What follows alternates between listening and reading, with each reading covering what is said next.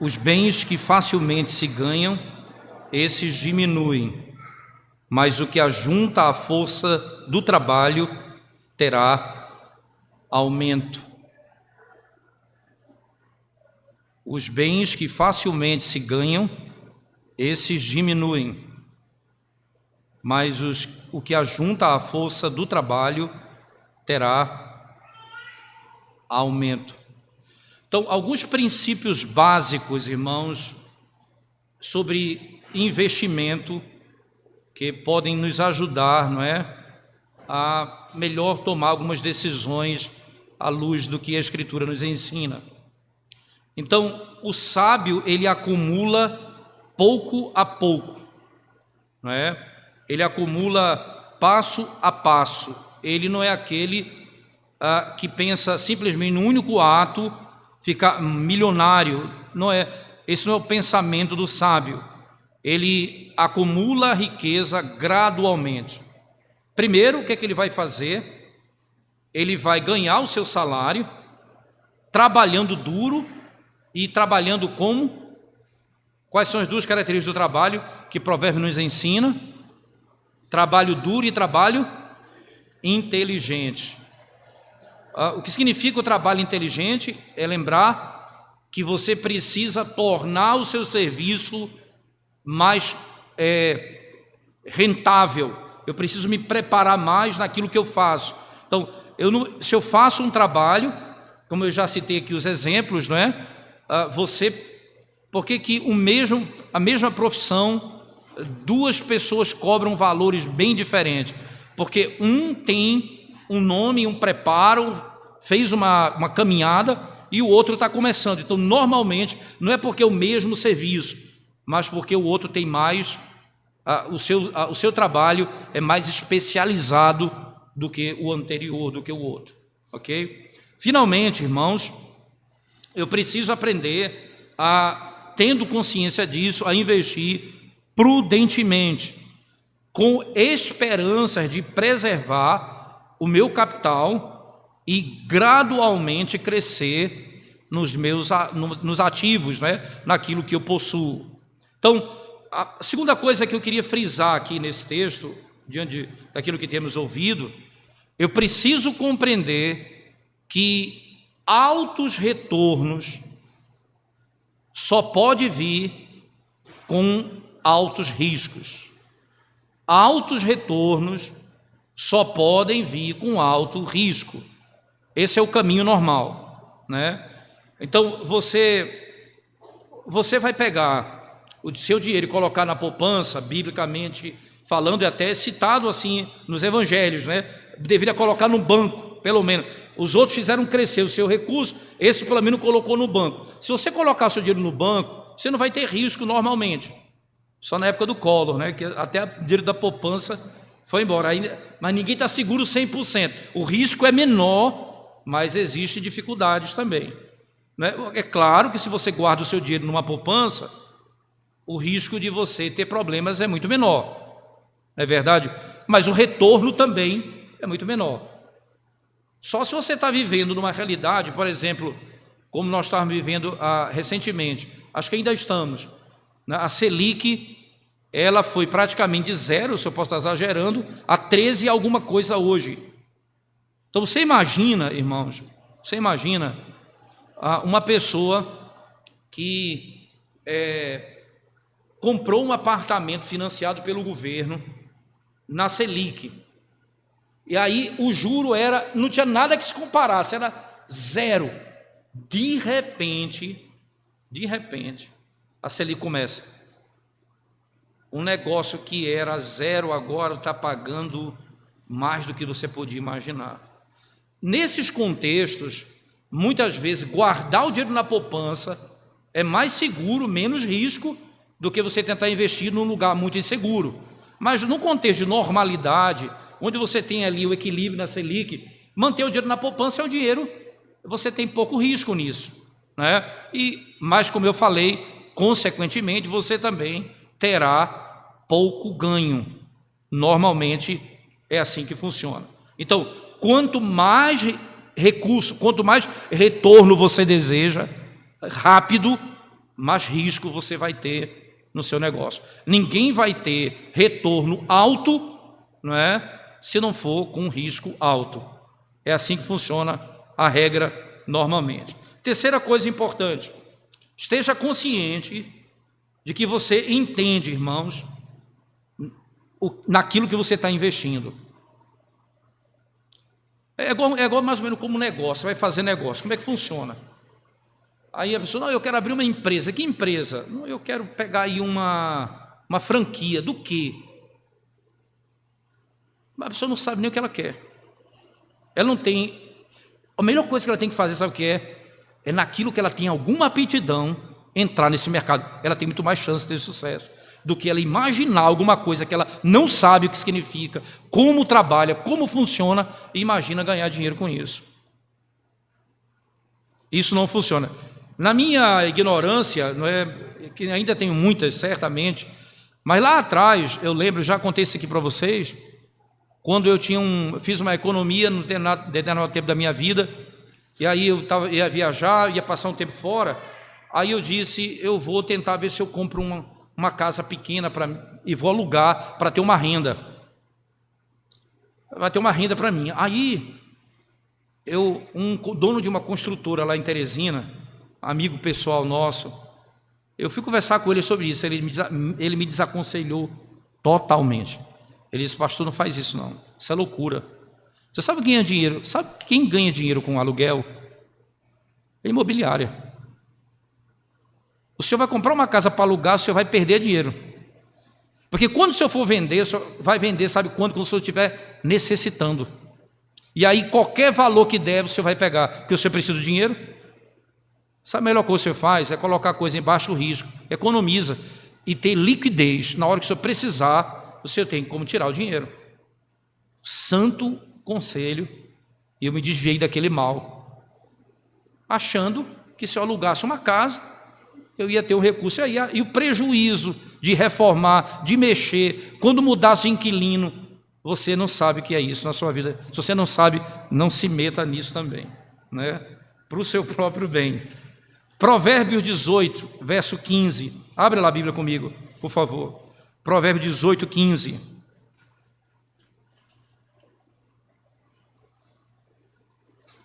O coração do sábio adquire o conhecimento, e o ouvido dos sábios procura o saber.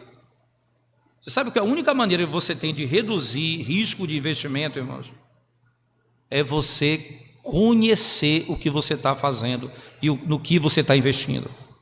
Não queira, porque alguém disse para você, você precisa se aprofundar nisso para saber o risco, como tem sido, como tem se comportado. Você precisa saber o mínimo para entrar no negócio de alto risco como esse, né? No mesmo livro de Provérbios, no capítulo 27, veja, 27, 12. O prudente vê o mal e esconde-se, mas os simples passam adiante e sofrem o dano. Que coisa, né? Eu sei que aquilo ali não é coisa boa, eu conheci, eu li, eu estudei sobre o assunto, procurei me informar, eu vejo que aquele negócio vai dar mal. O que é que eu vou fazer? O prudente vê o mal e se esconde. O simples aqui não é o simples bíblico no sentido o homem simples de coração, não. O simples aqui é o que não retém conhecimento. Esse é um termo interessante, né? Porque a palavra simples em hebraico, ela vem da palavra porta. É como a gente diz, entra no ouvido e sai no outro. É como se não retivesse conhecimento. A pessoa que não retém conhecimento, não busca saber, o que é que vai acontecer? Ela vai se meter em negócio que ela não entende e não se afasta do mal, porque não pensa que aquilo é mal. Se você conhece, você vai fugir disso. Então, vamos pensar aqui em alguns riscos, alguns diferentes riscos, tá certo? De diferentes investimentos. Primeiro, tá certo? Não existe investimento completamente livre de risco. Isso não existe. Eu vou fazer um investimento 100% seguro, né? Veja, não pense que vai acontecer, porque isso não vai acontecer, né? Imagina, irmãos, imagina você compra uma casa, mas você adquire riqueza. Lembra que a Bíblia diz: o ladrão rouba e a traça corrói. Então você não pode imaginar que há alguma coisa nessa terra que você vai fazer que não tenha risco. É impossível. O único tesouro que você vai ter que é livre de risco é o que você acumula nos céus, é o que procede do Evangelho. Fora isso, não há nenhuma coisa que você pratique nessa vida que não tenha riscos. É próprio da natureza. Você imagina, você está vivendo uma fase de tranquilidade, né? Imagina um país está vivendo tranquilidade, inflação controlada, aí você faz altos investimentos a longo prazo. De repente, no contrato, diz lá que baseado em tal, vamos chamar assim, nós vamos mudar a lei de acordo com a mudança da lei tal. Você imagina se a inflação subir, você vai de acordo com o índice determinado. Aquele índice pipoca por alguma razão, por alguma causa, você morreu. Lembra que eu citei o caso daqueles que compraram um apartamento em Selic, fizeram o melhor negócio até a Selic começar a subir. Não tem mais jeito. Ou você muda, não é? Tanto é que tem banco como o Banco Inter, que eles têm uma trava, né? 10% é o máximo, depois não sobe mais além daquilo. Mas, meu amigo, você começou a pagar 1%, está em 10%, você imagina o prejuízo que você está tendo. Mas eu fiz um negócio tão seguro, estava tão equilibrado, a inflação estava em 3 meses, está em hiperinflação. Não existe nada que você possa fazer, né, que esteja seguro 100%. Tudo nessa terra em que ladrão pode roubar e a traça pode corroer, nada está seguro nessa terra. Segunda coisa importante, né? Cada categoria de investimento tem o seu próprio risco. Por exemplo, se você vai investir em mercado, né? Então, imagina o seguinte: imagina que o mercado, de alguma razão, ele pode quebrar. Se você investe em imobiliária, né, que é muito comum também, e aí as coisas que você investiu perdem valor. E isso tudo é real. Isso pode acontecer. Investimentos particulares têm riscos particulares. Você vai investir numa companhia e essa companhia quebra. Todo o teu dinheiro foi colocado numa empresa, aquela empresa quebrou. Você perdeu tudo. Eu fui com meu irmão, meu irmão tá aqui em Recife, nós estamos em Santa Cruz de Capibaribe, fui lá com ele, na quinta-feira e voltamos, no pé e no outro, né? Bate e volta. E é engraçado que eu, conversando lá com as pessoas, porque esse é um dono, né? Conversando lá com o pessoal no mercado e conversando lá com o dono de uma padaria, e aí querendo entender um pouco como é que funciona a realidade deles, e foi muito interessante ele dizendo: olha, tem gente aqui que está em depressão. Fizeram uma aposta aí de milhões, um determinado problema que teve na cidade, e o cara perdeu tudo. Ele tinha tanta certeza que ia ganhar e perdeu tudo. Pessoas que investem numa coisa com tanta segurança, e aquilo quebra, ele cai completamente com aquilo ali. Então, o que eu tenho que fazer, irmãos? Primeiro conselho que eu vou lhes dar à luz desses princípios de Provérbios, e aqui é fundamental. Primeiro, se aquilo que você vai fazer parece muito bom, assim, isso é muito bom para ser verdade, isso é bom demais, que negoção que me ofereceram. Por exemplo, eu vou ganhar muito dinheiro sem trabalho e sem habilidade. Corra que é laço, como diz o pentecostal. Corra que é laço, não é? Isso aí, veja,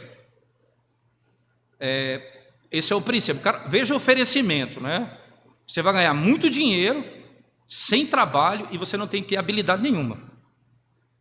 É tolice pensar, irmãos, que você pode ter retorno significante sem ter risco significante. É impossível você pensar, né? Provérbios 22, 3, veja lá, por favor, o que o sábio vai dizer. Provérbios 22, verso 3 diz assim: o prudente vê o mal e esconde-se, mas os simples passam adiante e sofrem a pena. Perceba, eu vou perceber o mal e vou me esconder. Eu sei o que está acontecendo, né? Como é que negócio é esse? Irmãos, lembra das pirâmides? Isso é muito comum em pirâmide. Pessoas que querem lhe oferecer coisas de muito dinheiro, sem trabalho e sem habilidade. Não vai funcionar, certo? Por algum momento pode funcionar, depois vem a conta. Outra coisa importante, entenda o custo associado com o investimento, né? Você vai investir, você vai perceber que haverá e você terá algumas despesas associadas a isso. Então, existe alguma falácia, por exemplo, eu não vou investir quando eu pago imposto naquele investimento. Normalmente, quando você vai investir que não paga imposto, não é bom investimento. Então, você acaba tendo que entrar nisso. Então, não pense nessa jogada, diz assim, olha, eu vou fazer um investimento, alto investimento e não tem imposto. Isso não funciona. Normalmente, os grandes investimentos, eles vão ter imposto, mas valerá a pena, apesar do imposto que está sendo cobrado. Outro aspecto importante, entenda que a diversificação pode reduzir o risco. Então, o que é que Eclesiastes nos ensina sobre isso? Veja lá, Eclesiastes 11, verso 2 e 6. Diversificação, irmãos. Eu preciso não colocar investimento em um único lugar, mas em vários lugares. Eclesiastes 11, 2 e 6 diz assim: reparte com 7 e ainda com 8, porque não sabes que mal sobrevirá à terra. Divida isso em 7 e 8, porque você não sabe o que vai acontecer. Veja o verso 6. Semeia pela manhã a tua semente e à tarde não repouses a mão, porque não sabes qual prosperará, se esta, se aquela, ou se ambas igualmente serão boas. Não planta e pensa em uma semente, pense nas várias que você fez, porque você não sabe qual delas vai germinar. Você não sabe qual delas vai germinar. Então, quando você vai diversificar, então, isso é uma expressão comum. Não coloque todos os ovos de galinha na mesma cesta. Não coloque todos os ovos na mesma cesta. Não faça isso. Porque se cair a cesta, você ficará sem nenhum. Você tem alguns ovos, divida em algumas cestas. Porque se cair um, você tem outros. É preciso algum tipo de saída. E principalmente o homem hoje, que vai manter sua casa, irmão, numa sociedade como a nossa, você precisa sempre ter um plano B, não apenas um único plano. Você tem que ter um plano B. Não é apenas o teu salário. Você precisa ter uma saída em que você, numa dificuldade, com o teu trabalho, você tem como manter a sua família por algum tempo. Isso é muito importante. Então, faça isso na sua caminhada. Invista de maneira que não apenas numa única coisa, mas, se possível, como o texto de Eclesiastes 7, 8 partes, porque você não sabe qual delas prosperará. você não sabe qual delas de fato vai prosperar. Outra coisa importante, né, você deve investir dinheiro que você vai precisar a curto prazo em coisas que são conservadoras. Se você vai precisar de coisas para ano que vem, não faça investimento que você pode perder o que você tem. Veja, eu tenho uma reserva para comprar um carro, eu vou fazer um investimento de alto risco, eu posso perder meu dinheiro. Não faça investimento de alto risco em coisas que você vai usar daqui a um ano. Quando você tem um dinheiro que não vai precisar por alguns anos, esse você pode correr risco. Como? Porque imagina vamos pensar aqui, eu não entendo muito bem disso, mas imagina aí a Petrobras. Você compra ações da Petrobras, então você tem altos e baixos nesse processo. Se você vai comprar daqui a um ano e tiver uma queda, você vai perder dinheiro. Mas na média, durante os anos, você vai ganhar muito mais do que perdeu. Para ter média, eu preciso ter tempo. E para ter tempo, eu não posso usar o dinheiro que eu vou precisar para daqui a 6 meses investir em coisas de alto risco. Você pode se atrapalhar. Não faça isso. Isso não termina bem, não é? Isso não termina bem. Então, preste atenção que o dinheiro que você não vai precisar por muitos anos, eles podem ser investidos de modo mais agressivo, não é? Mais agressivo. E outra coisa importante, irmãos, busque sempre investimentos de alta qualidade. Seja cuidadoso em sua seleção de conselheiros que vão lhe orientar sobre essas coisas, né? Cuidado.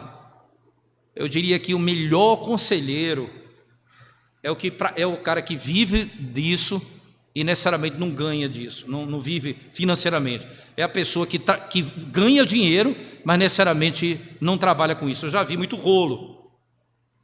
Acho que os jovens daqui, os irmãos algum irmão que já lidou com isso pode contar alguma experiência, mas eu vi com os meus olhos uma história bem intrigante, né?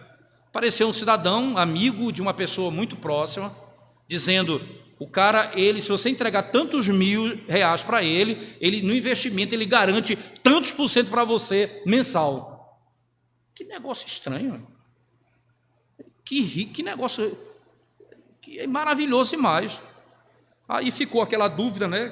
Então esses amigos tiveram uma reunião com ele. O cara, assim, aprendi essa bem, chiquíssimo, né? Porque não é chiquérrimo, né? A palavra é chiquíssimo. Chiquíssimo, cara. Ali como é que fala? No Rio Mar, naqueles prédios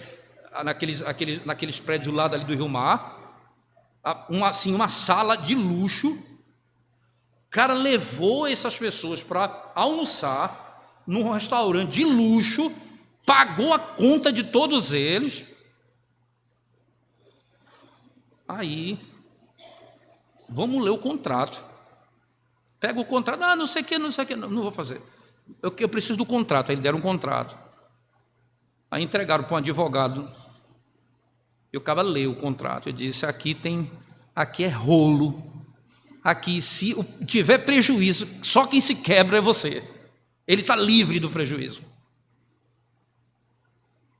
Demorou 3 semanas, ele estava fugido, polícia atrás, confusão grande. Cuidado com essas pessoas, irmãos. Não fique atrás de conselheiros que prometem mundos e fundos para vocês e não têm condições nenhuma de cumprir. Use um princípio. Esse é o princípio bíblico. Você vai adquirir bens gradualmente, trabalhando duro e com inteligência. Mas não pense em negócio.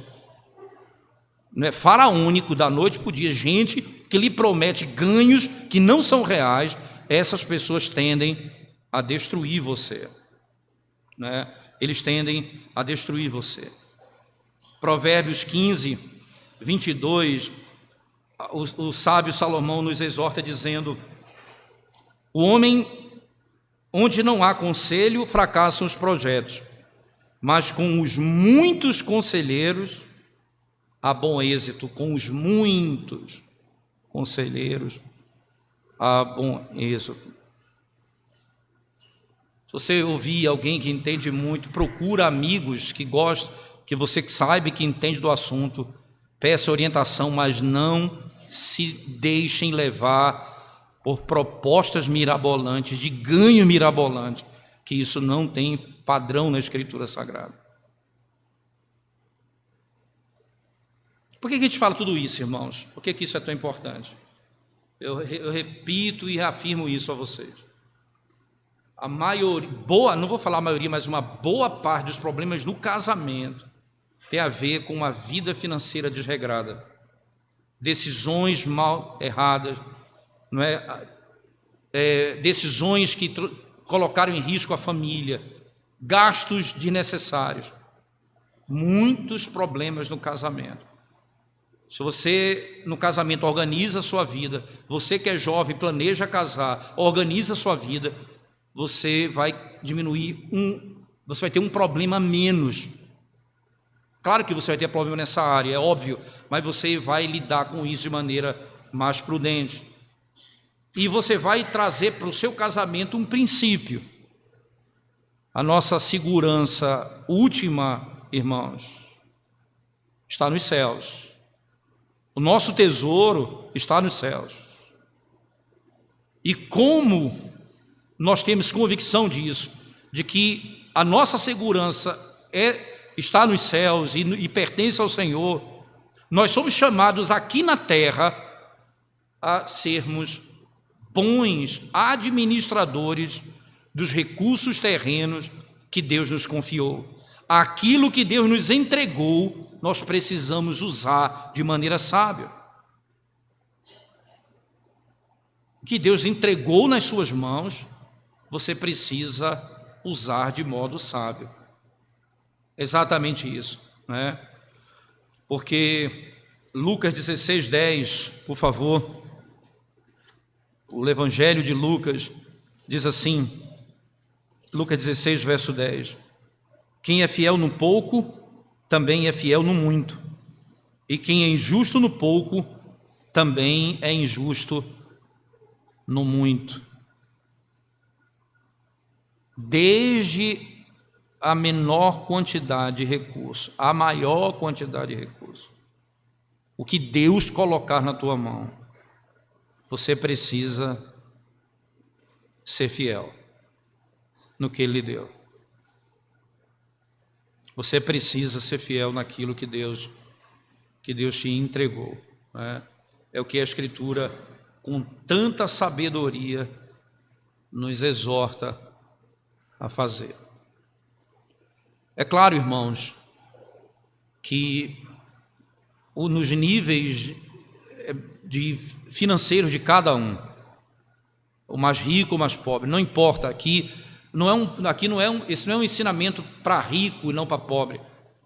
Dentro da realidade de cada um, todos nós precisamos saber usar os nossos recursos para a glória de Deus e para o bem da nossa própria família, para o bem da nossa própria família. Todos nós podemos contar aqui uma história. Eu teria algumas para contar, das decisões erradas que tomamos por não ouvir conselhos, não pedir sabedoria aos mais experientes, e que por isso sofremos danos por muito tempo. Por muito tempo. Muitas vezes a família sofre por causa das nossas decisões que foram mal tomadas. Só concluindo, irmãos, cuidado apenas com um grande risco da nossa época, não é? Existem tesouros que são mais importantes do que outros. Não tome a decisão de dizer assim, eu só vou ter filhos quando eu tiver tanto de dinheiro. Cuidado. para que a gente não caia em armadilhas de secularização mesmo. É necessário você saber que esse é um tesouro fundamental, que junto com ele vêm as bênçãos do Senhor.